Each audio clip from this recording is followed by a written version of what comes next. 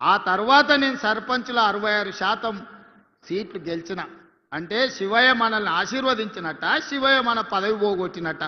ఒక్కసారి ఆలోచన చేయండి. ఇవాళ అదే కాదు, మా ధర్మపురి లక్ష్మీ నరసింహస్వామి మందిరాన్ని గురించి మా లక్ష్మణ్ చెప్తున్నాడు, కొండగట్టు హనుమంతుని గురించి మా సత్యం చెప్తున్నాడు, మా వేదిక మీద ఒక్కొక్కరు ఒక్కొక్క మందిరం గురించి చెప్పారు. అందుకే మిత్రులారా, నేను ఒక మాట చెప్పదలుచుకున్నా. 2027లో గోదావరి పుష్కరాలు రాబోతున్నాయి. ఈ గోదావరి పుష్కరాల కోసం ఆదిలాబాదు బాసర నుంచి ఖమ్మం జిల్లా భద్రాచలం వరకు ఎన్ని టెంపుల్స్ ఉన్నాయో, ఎన్ని గుడులు ఉన్నాయో, చిన్న కాళేశ్వరం నుంచి మొదలు పెడితే మంతన్లో ఉండే టెంపుల్స్ నుంచి ప్రతి మందిరానికి పూర్తి స్థాయిలో ప్రణాళిక చేసి వీటికి అవసరమైతే 4-5 వేల కోట్ల రూపాయలు ఖర్చైనా ఈ మందిరాలన్నిటిని అభివృద్ధి చేసే బాధ్యత నేను తీసుకుంటా.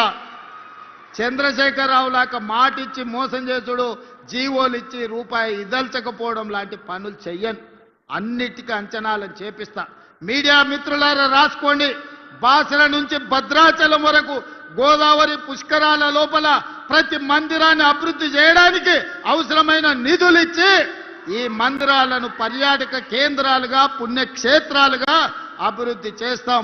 అటవీ ప్రాంతంలో ఉన్న ఎకో టూరిజంని కూడా అభివృద్ధి చేస్తాం. నిన్నగాక మొన్న మీరు చూసారు, సమ్మక్క సారలమ్మ జాతర 100 రోజుల్లో ఎన్ని పనులు చేసినామో 2 కోట్ల మంది దర్శించుకున్నారు.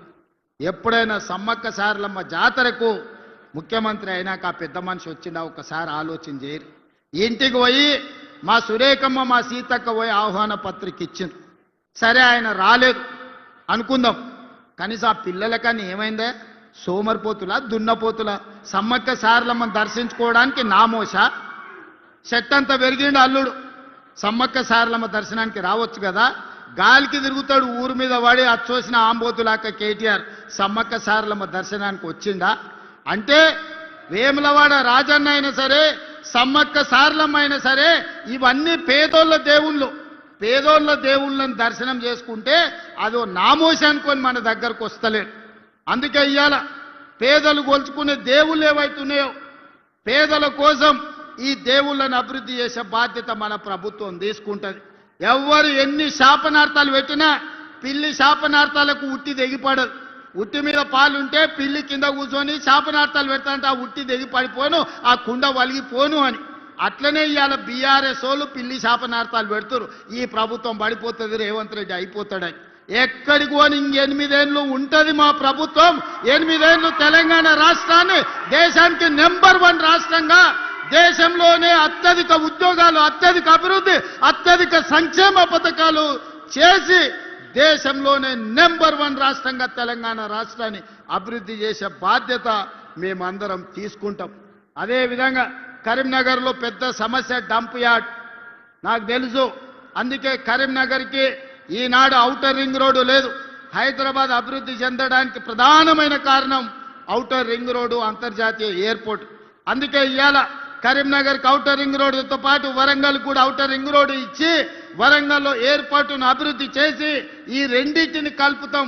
జంట నగరాలలాగా కరీంనగర్ను, వరంగల్ని అభివృద్ధి చేసి ఈ రెండింటి మధ్యలో ఒక పెద్ద డంపింగ్ యార్డ్ తీసుకొచ్చి అక్కడ విద్యుత్తు ఉత్పత్తి చేసి ఒక దేశానికి ఆదర్శంగా ఉండే మున్సిపల్ కార్పొరేషన్స్గా వరంగల్ అండ్ కరీంనగర్ని తీర్చిదిద్దుతాం.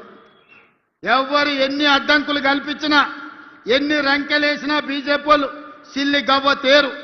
మోడీ ముందల నిలబడి అడిగే ధైర్యం నాదే? మా ఈడ బండి గుండు బాగానే మాట్లాడతారు ఈడ మైకుల ముందల, కానీ మోడీ ముందల వీళ్ళకి నిలబడి అడిగే ధైర్యం ఉందా? మోడీ నుంచి చిల్లి గవ్వ తెచ్చే ధైర్యం ఉందా? మోడీ వీళ్ళకి అపాయింట్మెంట్ అని ఇస్తాడా? మోడీ దగ్గరికి వీళ్ళ ముఖమే చల్లదు, వీళ్ళ ముఖమే గుర్తు పట్టాడు మోడీ. గుర్తు పట్టేటట్టుంటే Karimnagar outer ring road Bandi Sanjay దేవాలి, వరంగల్ ఔటర్ రింగ్ రోడ్డు తీసుకురావాలి. ఇవాళ కరీంనగర్ అభివృద్ధికి నిధులు మంజూరు చేయించుకురావాలి. ఇవాళ నిజంగానే మోడీ దగ్గర మీకు పరపతి ఉంటే కాళేశ్వరంలో 1000 కోట్లు కొల్లగొట్టిన కేసీఆర్, హరీష్ను బొక్కలు వేయాలి. కారు దందాలు ఇవాళ సంపాదించిన కేటీఆర్ను బొక్కలు వేపియాలి బండి సంజయ్ గారు. మీరు ఈడుండి మా వాళ్ళని బెదిరించుడు, మా వాళ్ళ మీద రంకెలేసుడు కాదు బండి సంజయ్ గారు. మీ శాతనైతే కేసీఆర్ను బొక్కలు వేపియండి. మీకు వాళ్లకు గూడు పుటాని లేదు, చీకట్ల ఒప్పందం లేదు అంటే కేసీఆర్ హరీష్ను కేటీఆర్ను సిబిఐతో